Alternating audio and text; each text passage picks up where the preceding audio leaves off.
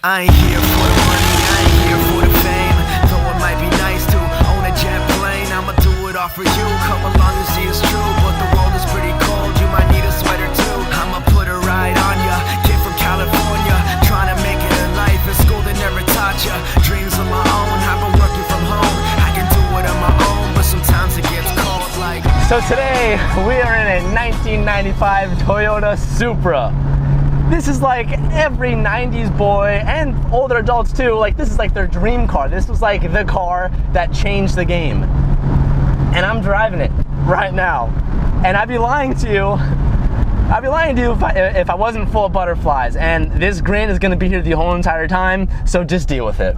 Now a lot of people don't really know what made this car such a turning point in car history.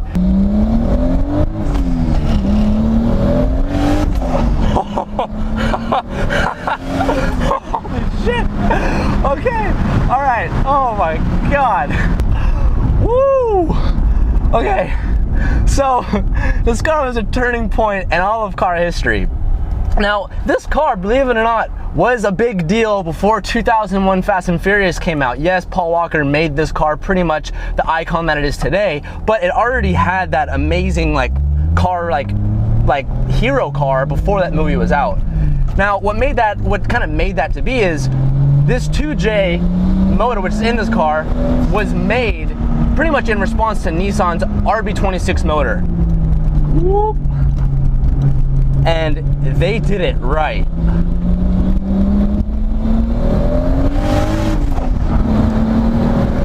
Once that boost hits, you're flying. Okay. So, like I said, this 2J was pretty much in response to the RB26 that Nissan came out with. But what makes this 2J so special, which a lot of people don't really, they say, oh, a 2J, oh my God, a 2J, you should put a 2J in this, put a 2J in that, but they don't really know what makes the 2J so notorious. Now, the 2J has an iron cast bottom block, which is stupid strong. Especially in today's time, you don't really see production cars being made with iron cast. Yes, it's heavy, but the trade-off with it being really heavy is that it's super durable. Also, the time that the 2J came out, it was twin turbo, and it used a sequential turbo setup. So basically what that means is there's two turbos. Typically sequential, there's a smaller turbo and a larger turbo, but Toyota decided to use two equal-sized turbos. That one turbo came on around 1800 RPM to build up boost, and then when you get into the higher RPMs around 4000, the second turbo came on, which was just like wham, we're here. And that's kind of like where this car really stood out from is I really took advantage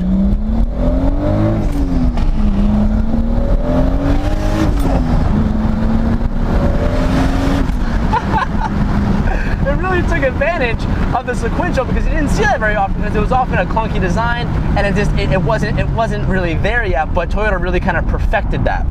Besides the sequential turbo setup, it was an inline 6 3-liter rather than a V6. Now, what's the benefit of that is when you have an inline, instead of using the V-shaped motor, the inline helps keep a lot of the displacement going all over the place, which basically allows for to rev higher, smoother, and quicker and safer, which that was a huge plus that you didn't really see that often at that time. Again, this car is 20 years old. This car is from 1995. This car is as old as me. And that technology was just like groundbreaking. A stock Supra Turbo back in the day did a 0 to 60, I think it was like 4.6 seconds, which was ridiculous. But what makes this Supra so special is that the owner, Derek, bought it naturally aspirated. This car was basically swapped 2J that was imported. And also, instead of keeping that sequential turbo setup, he decided to go with a single turbo, which is a 71R, which is pretty massive. And also, to add to that, it's a ball bearing, which spooling is much quicker. That means that the transmission is also swapped. So we're in an aftermarket 5-speed transmission. That's when I asked him, well, why didn't you just get the stock 6-speed that was in a Supra? Well, those are stupid expensive because now Supras have turned into this almighty hero car. So it's just a lot of times easier now. I mean, it's not cheap. It is not cheap, but it's cheaper to do it aftermarket. So this transmission in this car is from an MK3 Supra, and it's an R154 transmission, which they can easily handle up to 800 horsepower. And like, just going back to talking about the engine, like the iron cast, like these cars may be saying, you know, how is it able to handle so much power? How can Supras handle so much power? The build quality back in the day was unreal, and people easily run 500, 600 horsepower on all Supras, on the 2Js. And it's pretty much all due to that iron cast bottom end. They're so tough.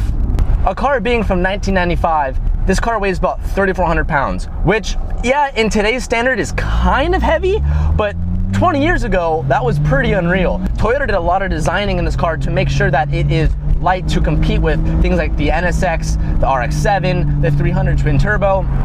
And they did little things like getting rid of the telescoping steering rack. They did hollow fiber like carpeting. They did hollow like head bolts on places other than the engine. They even did things like not including dual exhaust, which were super hard at the time. They stuck with this as a single outlet just to reduce weight. And because of that, it reduced the center of gravity by 1 inch of what they originally had planned, which makes this car really, like, for the time, a really good handling car. And I believe that it pulls a G of 0.95, which again, at that time is just epic. And you can just hear around 4,000, the turbo pulls up, and then the wastegate just whap. You never forget what you're driving to. And when you're looking down at this car, like everything, and everybody knows this in a Supra, is everybody relates back to it. Everything is driver oriented. This is one of the first cars that was really like, this is a driver's car. The passenger doesn't get to see shit. Like, this is 100% for the driver. Everything is towards you. It reminds me of an S2K, but kind of S2K got it from the Supra. Everything's towards you, and it's really simple. And also the tack is right in the middle too. The speedometer's off on the right. It's almost like saying, just pay attention to shifting, pay attention to shifting. The speed, that doesn't matter. Don't worry about the speed, worry about shifting, because race car. Because at the time, this car was designed to be a streetable race car. And that's exactly what Derek did after doing all of his swapping. He said, yeah, I mean, it's running relatively low boost. I could easily make this car hundreds of like horsepower faster, but the streetable aspect is what he wanted to keep, and keep the integrity of the car, keep the original personality, which he did really well. I was a little intimidated to drive this car. I mean, it's a Supra. I mean, I'm wearing my Paul Walker shirt. This was the Paul Walker car. I mean, I'm driving like the infamous scene. Hey man, what's the retail on one of those? Ferrari, more than you can afford, pal. Smoke them. I'd be lying if I said I wasn't nervous. But the more I'm driving it, it's like, hey, it's like the car knows I'm a car enthusiast. And he just wants me to have a good time.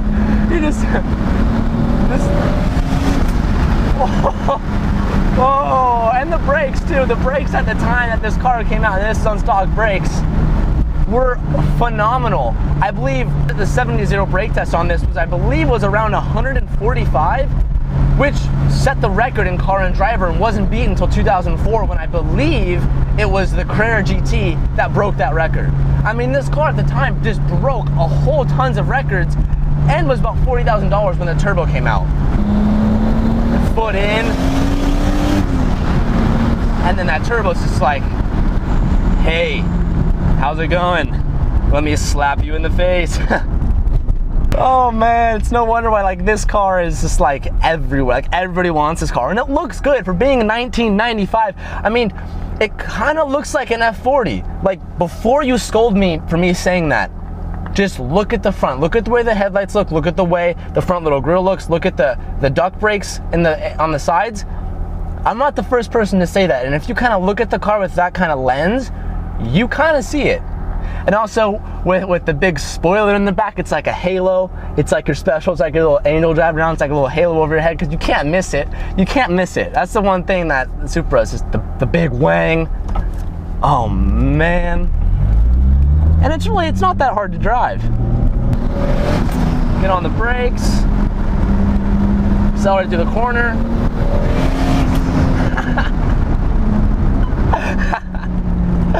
I can't help but feel like a little kid. I can't help, it brings me back. Like, driving this car just brings me back. This car makes me feel like I'm in like I'm in 2nd grade again, watching Fast and Furious, stealing the movie because my parents didn't want me seeing street racing. It's like I went downstairs, stole the movie from the DVD shelf, and I'm popping and I'm watching it all over again. But I feel like I'm there. I feel like I'm Paul Walker and I have Vin Diesel sitting in the passenger seat telling me to smoke them.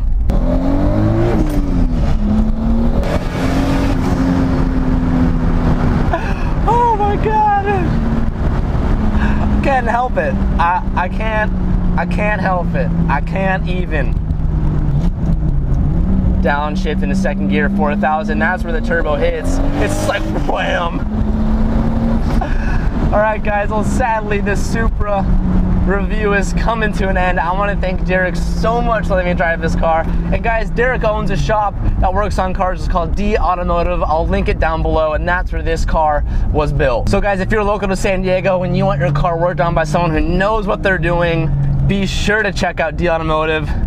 This was a dream come true for me, so I hope you guys enjoyed watching it because I have been waiting for this moment for a very long time, and I'm happy because of the support from you guys, we were able to achieve it. Be sure to give this video a thumbs up and leave a comment down below, and I will catch you guys next time. Peace out.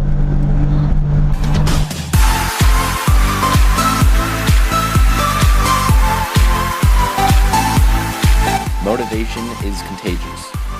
Hang out with those who inspire you and strive not to be like them, but only a better version of yourself. You will learn that there is a difference between alone and lonely. Life isn't always easy, but that's the beauty. You will learn how to be truly happy, and as much as you don't want. Liking it is an understatement. Love it. Love it. Yeah. So good. Oh, it's so good.